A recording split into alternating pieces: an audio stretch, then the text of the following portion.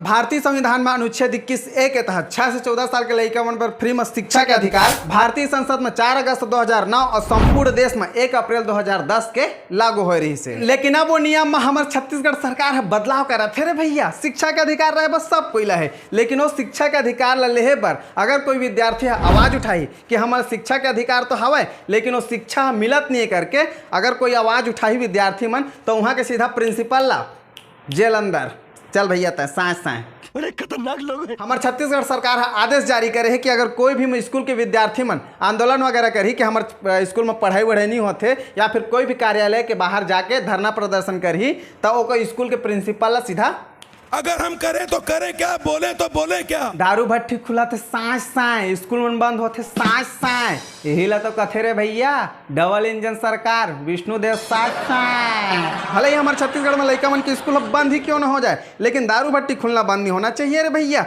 अगर कोई विद्यार्थी प्रदर्शन वगैरह करा थे तो वहाँ के सीधा प्रिंसिपल धरा और अंदर करा, ना रहेगा बांस ना बजेगी बांसुरी। अगर ये विषय में तुम फुल वीडियो चाहा था तो यूट्यूब चैनल में मोर चैनल के नाम है राजेश चंद्रा, ओमा जाके तुम सब्सक्राइब कर सकता है चैनल ला। आने वाला टाइम में 2-3 दिन में मैं वीडियो डाले के प्रयास करी। बाकी तुम के विषय में का राय है अपन राय जो है कमेंट सेक्शन में राय दे सकता था। बाकी जय जोहार जय छत्तीसगढ़।